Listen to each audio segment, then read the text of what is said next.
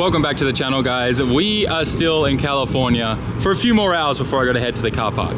We're actually at a really cool shop here that I think you're all gonna like. We are in Temple City, and I'm sure you can tell from what's out the outside, a bunch of 8.6s. There's an Altezza, or maybe that's an IS300 here, FRS, A70 Supra, Aristo, but things get really cool when you go through this door because there's a Formula Drift car hiding in there. And there's a friend of mine, this is actually a friend of mine's shop. Let's go have a look. How you doing, Ken? What's up, Sam? Nothing much. Here to check out your shop and your really beautiful car behind you. Welcome to Threes Racing. This is my shop. Is it called Threes Racing? Threes Racing, and the reason why it's threes is because there's literally three of us guys that started this shop back in 2020 during COVID year.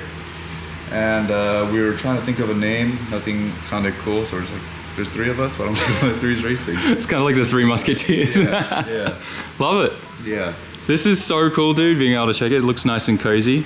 Single lift. Single lift, yeah. I mean, this shop is mainly, at least for myself, this corner is strictly just racing business or drifting business. During the season, my two other guys will travel with me and they'll work on the car, do maintenance, and be on the road with us. But otherwise, we're all here just working on customers' cars. A bunch of ZN6s outside. Yeah, I saw those, yeah. They're all customers' cars. We work on predominantly Toyota vehicles, IS300s, GS300s, anything JZ. We'll do engine swaps, trans or manual conversions.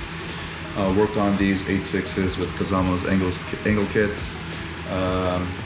So yeah, we do pro stuff, like the pro drift car stuff. And we do customer installs for, drift knuckles, tire changes, you name it. And I do a little bit of fab work. Just behind you, there's a little fab table right there. Oh, nice. Wait, you weld? You can weld? Yeah, I do. Hey, you get down with the TIG. I do, yeah, TIG, MIG, whatever you want. Nice. Dude, this shop's kind of cool. I love it. Yeah, it's very cozy. We're not really open to the public. Obviously, we don't have a storefront. Yeah. But we do carry a lot of parts. Like behind me, we've got all Motif stuff. So yeah, I saw that. The exclusive Motif dealer in the States. So we're pretty much the only place you can get Motif stuff. It's awesome. And Kazama stuff too. Yeah. But yeah, I mean, this is it. We got a one car lift. We can fit pretty much about 5 cars in here at a time. No storefront, so we got a sim rig inside, a little office space, some more inventory, and a lot of other junk. Nice. So take us through the comp car, because this thing, I love it because it's a GR. One day I'd love to build a GR, like, little 8.6 or something like that for a comp car, because I think they're a really good looking car. The new ones. I'm not so big on the old, the ZN6 look. I like the new GR front ends. Yeah, the GR86 is definitely a huge upgrade compared to the older ZN6, 8.6, or the FRS as we called it here in the States. Yeah. This one actually I got back in 2021, late 21. Started the build after the season, got it ready for the 22 season. It actually started off with an automatic trans. It was bone stock automatic. Really? FA24. Got rid of that setup, and at the time, one of the Toyota execs didn't really want to put an older Toyota engine into a new car, so we had to look for something that was more modern. And the only thing that I could think of was, why don't we just throw in the biggest V6 that Toyota has to offer, which was the 1GR. So behind me right here, this is a 1GR out of a Toyota FJ Interesting. Cruiser. So I've seen a few of these in some cars in Japan. Those are running the 2GR, so that's the 3.5 variant, which came in like the GS350s, IS350s, Camrys, Siennas, anything that was a 350 or 3.5 V6 was a 2GR. Interesting. It's harder to find the 1GR because there weren't many models that came with the 4-liter V6. I think the Prados, FJ Cruiser, Tacomas came with it, but outside of that, it's pretty much unfindable.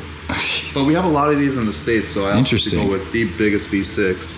This looks massive. Yeah, so that was done by my buddies over at Entice Motorsports in El Monte, but we had to come up with a custom intake manifold plenum. I had Radium Engineering build me a set of fuel rails, got all the fuel stuff from Radium, IP coils. So are these stock NA? They are stock NA. Okay. Yeah, so we had to ask JE to build us pistons, CP rods, Super Tech helped us out with all the valve train, so oversized valves, springs, yeah, everything you name it. It was all custom made. Jeez. Yeah. So. Did you have any engine problems? Was it quite reliable? No, the engine itself was actually pretty reliable. Wow. It had a ton of torque, ton of power. The only thing was it was very costly, and obviously we had to go custom everything, custom manifolds, and so started from scratch. It was just a very costly program. Hence the reason why I went back to the JZ, because then the Toyota executive retired, and he was like, you know, no one really cared anymore. So I'm like, okay, let's just go with something we're very familiar with. And at the same time, Gritty Performance was campaigning or proposing a plan to come up with a drop-in crate engine program. So they're doing the RB26 and also the 2JZ. So because we were looking for a JZ, I hit them up and said, hey, I'm gonna go back to a JZ, and like, oh, perfect timing. You know, we're actually coming out with this program. Why don't you guys run it on your car, and we'll come back on board as one of your title sponsors. Yeah, perfect. So then we have now the 3.2 liter Gritty Performance crate motor package with their Gritty turbo, manifold, their new line of hoses. So AM. Oh yeah, these are so cool. The color combo and everything on them look awesome. So that's all new for this year. We're still developing, you know, what works, what doesn't. It's kind of like a test meal, you know. We're using our it's interesting. A lot of our pro car stuff ends up being a guinea pig, whether we don't like it or not, because it's not really the best case scenario, but also the best case scenario at the same time. I think it's a give and take. Yeah, it definitely is. Do R&D on the car. Yeah. Now, I mean, obviously, as you know, drifting is pretty hard on these cars, and it's tough to be, you know, staying at rev limiter for 45 seconds, a minute at a time. Yeah. But that's like the ultimate test bench for products. Exactly. But then it sucks because we're in competition. The last thing you want is a failure as well. Right. Yeah. It's a give and take. I already expected this year to be like a learning year for us. And the takeaway from this year was that we were able to learn what we did about the engine, what works, what doesn't, you know, heat tolerances, and all that. So as shitty as our results were, I think we were able to take away what we needed to go into next year. It's pretty much exactly what I said about my season in Japan, but you killed it in Japan, so. No, well, Japan, I had a pretty solid program. It was the second year with the IS 500 and at the Kazama racing team. Yeah. But yeah, this is obviously our first year. Yeah, this thing is cool though. I love it. Like the billet covers are kind of cool. It's 3.2, that's kind of unique. You don't see that. Most people have the 3.4 or, you know, in Japan, the 3.6 that you're used to. Yeah, we had a little bit of a talk before about the differences, and I guess the torque difference from a 3.6 to a 3.2 is quite different, right? It's huge. I mean, I'm spraying a ton of nitrous here just to keep up that gigantic turbo spooling. Yeah. But don't mind this MacGyver stuff. Oh no, that's just trying to make things work for the weekend. That wasn't meant to be like that. You know, it's an R&D car, so we kind of had an issue with the intercooler piping popping off, blowing off. Yeah, so we kind of. I love it. MacGyvered it. The little bracket there, the bracket there. Look, you got to do what you got to do. Yeah. Yeah, no, that's great, man. Well, outside of that, I mean, the car is pretty straightforward. We're on DG5 suspension, nice. Fab, you know, everything, front and rear. Yeah. Samson's 5-speed. The engine is dry sumped by Ross. Oh, nice. Performance. Link ECU, all link sensors. Nice. Extended tires, raised wheels. So not too overcomplicated then. No. Nothing. What I assume went in to make that work in there. Yeah, no, that was like 100% custom. This is pretty much everything off the shelf. What was this like torque-wise? Did it feel really good to drive with? Yeah, I mean, we saw a ton of torque. I don't know in kgs, but about 900 pound-feet of torque at like 3,500 RPM. And it stayed pretty flat to the end. Wow, so a really nice power band. And what was the power like that the motor made? It made about 980 horsepower, so very balanced between horsepower and torque. And the bottom end was really good, like lots of response? Yeah. And it's hard to go wrong with displacements. 4 liters, twin turbo, nitrous, anti-lag. Yeah, okay, yeah. I was curious because, like I said, some of the guys in Japan are running the 2Gs. 2GR. 2GR? Yeah, 1GR. Yeah. So the 2GR is a 3.5. This is just slightly bigger at 4 liter. I had this really crappy Crown that I bought from auctions for like $500, and it had a 2GR in it. It sounded really bad though, straight piped. Oh, because it was NA, you know. E6 NA. Yeah, it's like a 350Z kind of thing, you know. Awesome, dude. 3 of us, right? Myself, Yeah. Ken. There's Bobby, the other guy, and then Meng. Meng's IS right here is powered by a Honda motor, actually. What? Yeah, it's a K-Series IS 300. That's actually super cool. I haven't seen a K-Series in one of these yet. Yeah, before I was like filming, I'm like, yeah, you can see some Altezas out the front. Well, I guess IS 300s here.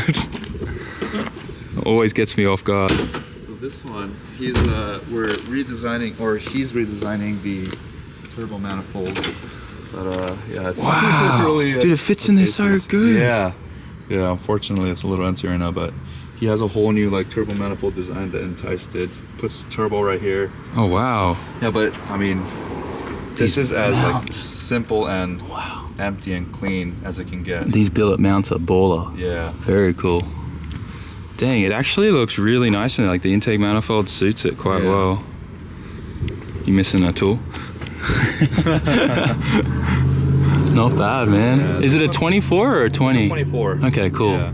Yeah, this thing's gonna feel really good because it's Yeah, not it gonna be was too running. heavy. It was running, but he just didn't like some of the designs on the manifold. Was it turbo before too? It was, yeah. Okay. It made about a little over 400 horsepower. Wow. Yeah, that would feel amazing in this. Hell yeah, dude. I love this. I love seeing stuff like this. Yeah. It's sick. We should get it done soon. I mean, the rest of these cars, these 2 are customers' cars, very basic, just suspension. This is my beater. I don't know if I want to call it a missile, but it's a daily drivable track beater drift car. Oh, you drift it? I do, yeah. Is it like NA still or? Own stock motor. Love Just it. LSD. Full send. Yeah, full welded LSD. Kazama front, knuckles, arms. Got the 326 wing. 326 wing. Yeah. Dude, that's nice. And this one is actually Bobby's car. It's got a 1J in it, which is pretty odd. Okay. Still with the 1J. What happened to the 2J GE that probably came in it? He probably trashed it. Yeah, it's got a CD09 trans. Oh, he's got the proper e-brake installed Yeah. in there too. That's out of a SC300 or a SOAR. Interesting. Yeah. That's cool. Manual swap. Manual swap. Love it. Tomei bolt-on turbo kit. Okay. Yeah. Nice. Little puppets there. I'm seeing a trend here. 326 wing on this one too. 326 everything. 326 is pretty baller. I love their wing. For street style, it's pretty nice. Yeah. But yeah. Oh, 1J, nice. Very, very. Oh, this is the basic. 110 engine too, because it's got the 110. stuff. What ECUs are we on? This is on Link. Yeah, Yeah. cool. So Love there's it. a company out in the Pacific Northwest called Panic Wire, Oh, okay. and they do a lot of Toyota to Link conversion harnesses. And That's it's a cool. Full standalone kit, full replacement harness. It integrates factory amenities like AC, Yeah. cluster, climate control. So it's very, very user friendly. So you don't have to do any splicing. It's just literally drop and plug and play. I love that he retained like the OEM airbox somehow. Yeah, we wanted to keep it kind of factory looking, so we just said let's just keep your factory air cleaner box and kind of try. I mean, it's not really perfect, but Yeah, it works. It looks clean though. I love it. this one, makes about 380 horsepower. Little anime girl back there. Running the Chase Bay's booster delete too. Yeah, just to make more space for the power steering, Yeah. reservoir tank, and it just looks cleaner without the booster. Yeah, it definitely does. Dude, I love that. That's cool. This seems to be a fun little car. Or big car. Yeah, it's heavy, but it's pretty fun. And this is the trailer, the comp trailer? Yeah, this is our comp trailer. Nice. When we're not racing, we just kind of park it out here on the side, and I unhitch the truck, park the truck up front. What truck do you run?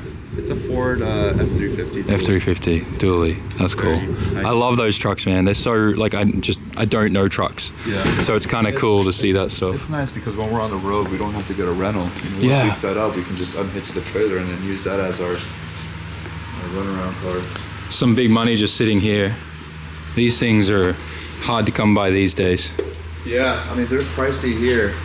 We Yeah. never got these 2J VVTIs. Even in Japan, it's hard to get these for less than like 10 G's now. This is what you hope to find because you can just kind of retrofit stuff to the GE blocks. Yeah, we got a couple of those here. 154s.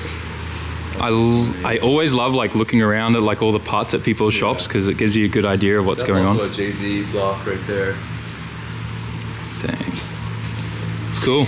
Inside, this is where we keep most of our stuff that we don't want getting dusty. Oh, okay. Kazama arms, knuckles, cool. accessories. So if like someone wanted to get like a Kazama angle kit on their 8.6 maybe, they could hit you up? Yeah. We're a Kazama auto dealer. That's cool. All suspension stuff. JZX 100 stuff too? Yep, JZX 100 arms, tie rod stuff. Oh, yeah. ZN6 and ZN8 knuckles, arms, tie rods. That's cool. Coil packs, engine mounts, Nissan stuff, so Nissan arms. Oh, nice. Nissan tie rods, spin turn knobs. Spin turn knobs. Yeah. You know what cracked me up forever? I couldn't find drift buttons in Japan when I first moved there until I worked out they're called spin turn knobs. Yeah. And when I say spin turn knobs out here, they're like, what is a spin turn knob? You know? Have you seen the ones in Japan where they make it look like a nipple? It's a chikubi. Have you seen those ones yet? I'll show you later. They're great. And they're pink too. It's hilarious. Yeah. Anyways. That's cool, man. Nice little bar there for shenanigans after work. Or during. I don't know. Don't know how you roll. Is it? Yeah.